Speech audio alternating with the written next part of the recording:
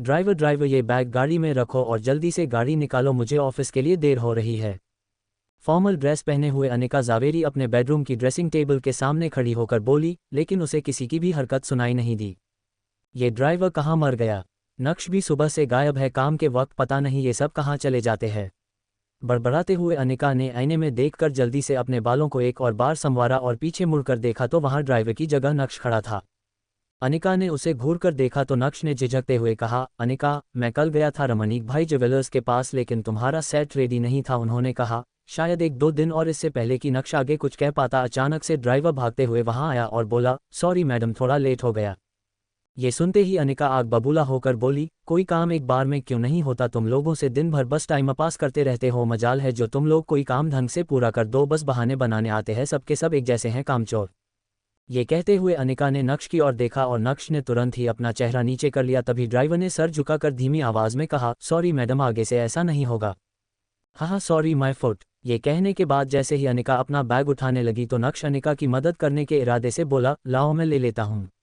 लेकिन इससे पहले कि नक्श बैग उठा पाता, अनिका ने बैग उठाकर ड्राइवर की तरफ बढ़ा दिया और नक्श को पूरी तरह से इग्नोर करके वो कमरे से निकल गई। नक्श चुपचाप खड़ा उसे कमरे से जाते देखता रह गया था। कुछ देर शांत खड़े रहने के बाद जैसे ही नक्श पीछे मुड़ा, उसकी नज़र टेबल पर रखी एक फाइल पर पड़ी। जाहिर सी बात है अनिका वो फाइल अपने बैग में रखना भूल गई थी। जैसे ही यह ख्याल नक्श को आया वैसे ही उसने जल्दी से वो फाइल उठाई और अनिका के पीछे भागा। नक्श नीचे ड्राइंग रूम में पहुंचा तो उसने देखा अनिका किसी से फ़ोन पर बात करती हुई हॉल से बाहर जा रही थी। जब हड़बड़ाते हुए नक्श तेजी से अनिका की तरफ बढ़ा तो वहीं पास में सोफे पर बैठी अनिका की कज़न भाग्या की नज़र उस पर पड़ी और ईवल स्माइल के साथ उसने नक्श के रास्ते में अचानक से अपनी टांग अड़ा दी। नक्श ने अपना बैलेंस खो दिया और वो सीधा जाकर अनिका की मां चित्रा से टकरा गया, जो हाथ में ग्रीन टी लिए सोफे की तरफ बढ़ रही थी। नक्श की टक्कर से ग्रीन टी चित्रा के कपड़ों पर फैल गई थी।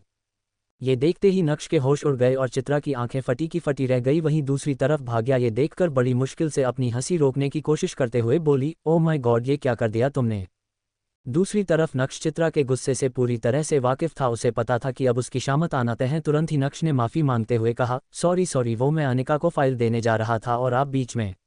इससे पहले कि नक्श अपनी बात कह पाता चित्रा अपना आपा खोते हुए बोली, अच्छा तो मैं साहबजादे के रास्ते में आ गई, इसमें भी मेरी ही गलती है ना?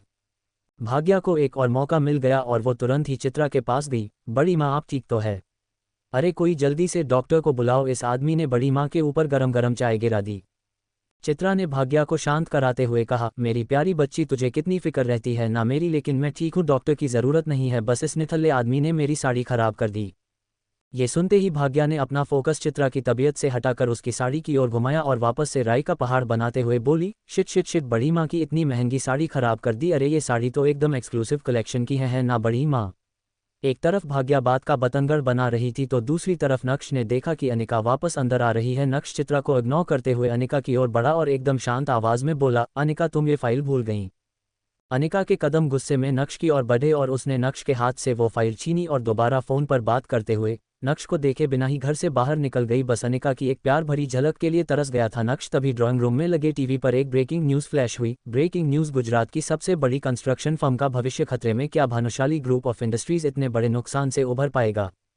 अब कौन संभालेगा भानुशाली ग्रुप की बागडोर? जानने के लिए बने रहिए हमारे साथ। ये आवाज़ कानों में पड़ते ही नक्श का ध्यान एकदम से टीवी की तरफ चला गया था। वहीं इतने में एक नौकर पानी लेकर चित्रा के पास आया। नक्श ने ट्रे में से पानी का ग्लास उठाया और चित्रा की साड़ी साफ करने लगा। चित्रा ने नक्श के हाथ से पानी का ग्लास छीना और अपना काम खुद करने लगी, लेकिन अभी चित्रा की भड़ास शांत कहाँ हुई थी। बेवकूफ़, एक काम भी ठीक से नहीं होता और अब क्या ठीक से चलना भी सिखाना पड़ेगा तुम्हें? अब यहाँ खड़ा खड़ा मुंह क्या देख रहा है, दफ़ा हो जा मेरी नज़रों के सामने से। इतना कहकर चित्रा भाग्या की तरफ मुड़ी और बड़बड़ाने लगी, पता नहीं क्या सोचकर तेरे काका ने अनिका का हाथ इस आदमी के हाथ में दे दिया, हमारे तो भाग ही फूट गए, घर दामाद बनकर बस हमारी छाती पर मूंग दल रहा है। ये है जावेरी परिवार का घर। जावेरी परिवार सूरत की बड़ी बिजनेस फैमिलीज में से एक है। इस बड़े से शानदार घर में जावेरी खानदान का बड़ा परिवार रहता है और कई जॉइंट फैमिली की तरह इनके बीच में भी प्यार बस दिखावे का ही है। अक्सर यहाँ हर सुबह की शुरुआत ऐसे ही शोर शराबे से होती है और गलती चाहे हो या ना हो, इल्ज़ाम हमेशा इस परिवार के दामाद यानी नक्श के सर पर ही आता है। पर नक्श ने कभी भी इस बात को दिल पर नहीं लिया। हर सुबह किसी और की गलती को अपने सर लेकर मुस्कुराते हुए वो अपने काम में लग जाता है। नक्श जो रुमाल से अपना हाथ पोंछ रहा था, चित्रा की बात सुनकर उसके हाथ रुक से गए। उसने चित्रा की तरफ देखा तो उसकी नज़र वही पास में खड़े नौकर पर पड़ी जो नक्श को दया की नज़र से देख रहा था। लेकिन नक्श के चेहरे पर एक शिकन भी नहीं थी, बल्कि उसके चेहरे पर एक हल्की सी मुस्कान आ गई और वो तुरंत ही ऊपर अपने कमरे की तरफ चल दिया था। सीढ़ियां चढ़ते हुए भी नक्श का ध्यान टेलीविजन पर चल रही ब्रेकिंग न्यूज़ पर था। वो भानुशाली ग्रुप के लॉस में होने की खबर सुनकर सोच में पड़ गया था। तभी चित्रा भी टीवी की वॉल्यूम बढ़ाते हुए बोली, हे माँ, भानुशाली ग्रुप तो सूरत का ही नहीं बल्कि पूरे गुजरात का सबसे बड़ा बिजनेस एम्पायर है। भला इनके साथ ऐसा कैसे हो सकता है? इनके साथ तो हम नया प्रोजेक्ट शुरू करने का सोच रहे थे। ये सुनकर तुरंत ही भाग्या ने कहा, बड़ी माँ, परेशान क्यों हो रहे हो सकता है ये हमारे लिए एक अच्छा साइन हो। मुझे लगता है कि हमें इनके नए सीईओ के साथ डील करने की कोशिश करनी चाहिए। यही सब सोचते हुए नक्श अपने कमरे में आईने के सामने खड़ा खुद को देख रहा था। नक्श के चेहरे पर हल्की सी मुस्कुराहट थी जो उसकी आंखों की चमक को और बढ़ा रही थी। तभी नक्श की नज़र ड्रेसिंग टेबल पर रखी अनिका के पिता रसिक जावेरी की एक तस्वीर पर पड़ी और उसको देखते हुए नक्श ने कहा, गुरुजी, देख रहे हैं आप? आपके एक वादे के चक्कर में क्या क्या सहना पड़ रहा है। आप जाते जाते अनिका का हाथ मेरे हाथ में देकर मुझे झेलने के लिए अकेला इस घर में छोड़ गए, पर मैं भी ढीठ हूँ। आपकी बीवी चित्रा को तो मैं हंसते हंसते झेल जाऊंगा, बस आपकी बेटी अनिका का दिल जीतना ही असली चुनौती है। लेकिन आप बिल्कुल भी फिक्र मत करिए, उसके दिल में मैं अपनी जगह बनाकर ही रहूंगा। एक तरफ नक्श अपने गुरुजी से बात करने में लगा था तो दूसरी तरफ नक्श का मोबाइल जो बेड पर साइलेंट मोड पर था वो लगातार वाइब्रेट कर रहा था। मगर नक्श तो अपने ही ख्यालों में गुम था, इसलिए उसका ध्यान ही नहीं गया और वो बाथरूम में शावर लेने चला गया। नहाते हुए भी नक्श के दिमाग में बस भानुशाली ग्रुप ही चल रहा था। नक्श इस बात से अनजान था कि उसके फ़ोन पर किसका कॉल आ रहा है, लेकिन यकीन मानिए वो कॉल नक्श की पूरी ज़िंदगी बदलने वाला था। बस नक्श को फ़ोन उठाने की देर थी। नहाने के बाद जब नक्श बाथरूम से बाहर आया तो उसका फ़ोन दोबारा वाइब्रेट होने लगा, लेकिन इससे पहले कि नक्श को एहसास होता इस बार भी फ़ोन कट गया था। कपड़े चेंज करने के बाद आखिरकार जब नक्श ने अपना मोबाइल उठाकर देखा तो उसमें एक ही नंबर से 40 मिस्ड कॉल्स और 10 टेक्स्ट मैसेजेस थे। ये देखकर नक्श हैरान रह गया और तुरंत ही उसने मैसेजेस खोलकर पढ़ना शुरू किया। नक्श, प्लीज़ फ़ोन उठा लो। मैं जानता हूं कि तुम मुझसे अब भी नाराज़ हो, मगर मुझे अपनी गलती का एहसास हो गया है। प्लीज़ मुझसे एक बार बात कर लो।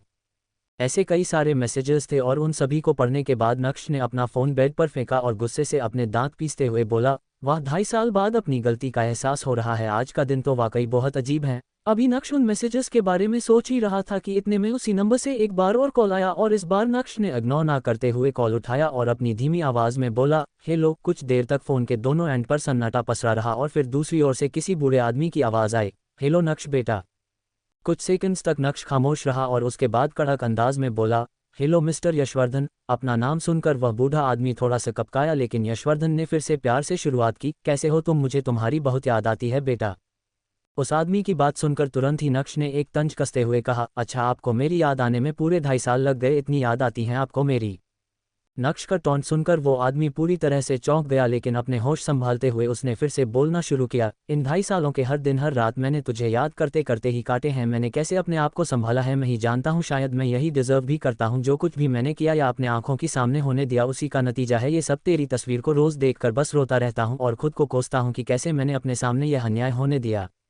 नक्श को यशवर्धन की बात सुनकर रत्ती भर भी भरोसा नहीं हुआ। उसने कुछ देर ठंडे दिमाग से सोचने के बाद जवाब दिया, मुझे पता चला मार्केट में जो खबरें चल रही है। ये सुनते ही यशवर्धन एकाएक खामोश हो गए, जैसे मानो नक्श ने उनकी चाल पकड़ ली हो। हाँ, लोग तो तरह तरह की बातें बनाते रहते हैं।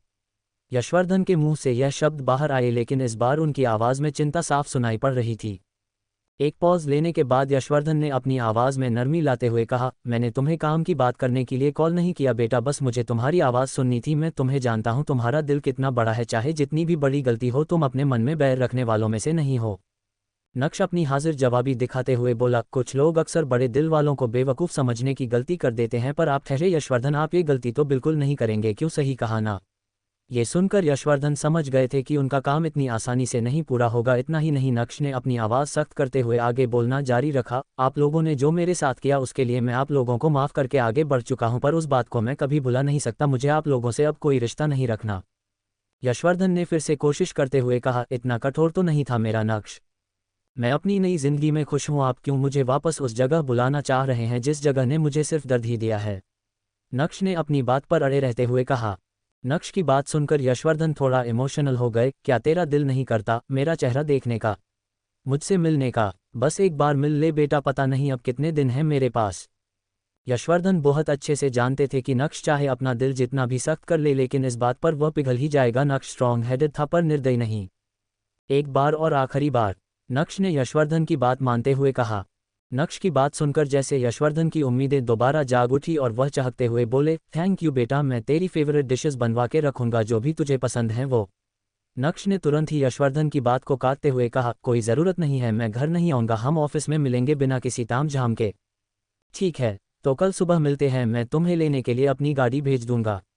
वैसे तो यशवर्धन को नक्श का अंदाज पसंद नहीं आ रहा था, लेकिन अभी यशवर्धन को नक्श की बहुत ज़रूरत थी और यही वजह थी कि वो नक्श की सारी बातें मान भी रहे थे। कोई ज़रूरत नहीं है, मुझे पता है भानुशाली ग्रुप ऑफ इंडस्ट्रीज़ का ऑफिस कहाँ है, मैं पहुँच जाऊँगा, बाय। इतना कहकर नक्श ने फ़ोन काट दिया था।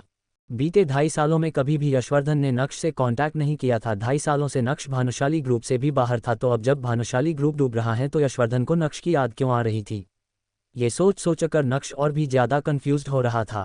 तुरंत ही नक्श ने अपना लैपटॉप बाहर निकाला और इंटरनेट की हेल्प लेते हुए भानुशाली ग्रुप में चल रही हलचल जानने की कोशिश की। ऐसे तो नक्श के हाथ में भानुशाली ग्रुप को लेकर कुछ हाथ नहीं आया, लेकिन उसके हाथ में ऐसा कुछ आ गया जिसे देखने के बाद नक्श की आंखों की चमक 4 गुना बढ़ गई थी। तुरंत ही नक्श ने अपना लैपटॉप बाहर निकाला और इंटरनेट की हेल्प लेते हुए भानुशाली ग्रुप में चल रही हलचल जानने की कोशिश की। ऐसे तो नक्श के हाथ में भानुशाली ग्रुप को लेकर कुछ हाथ नहीं आया, लेकिन उसके हाथ में ऐसा कुछ आ गया जिसे देखने के बाद नक्श की आंखों की चमक 4 गुना बढ़ गई थी। हा हा हा हा हा हा हा हा हा हा हा हा हा। जोर जोर से हंसते हुए नक्श ने चिल्लाया, काय पोचे। बिस्तर से उठकर नक्श पागलों की तरह नाचने लगा था। वो भूल गया था कि यह घर उसका नहीं है, वो तो बस इस घर का घर जमाई है। अब इस पागल को क्या हो गया है? क्या इसमें कोई माता वाता तो नहीं आ गई? नक्श के हंसने की आवाज़ सुनकर चित्रा का दिल बाहर आ गया था।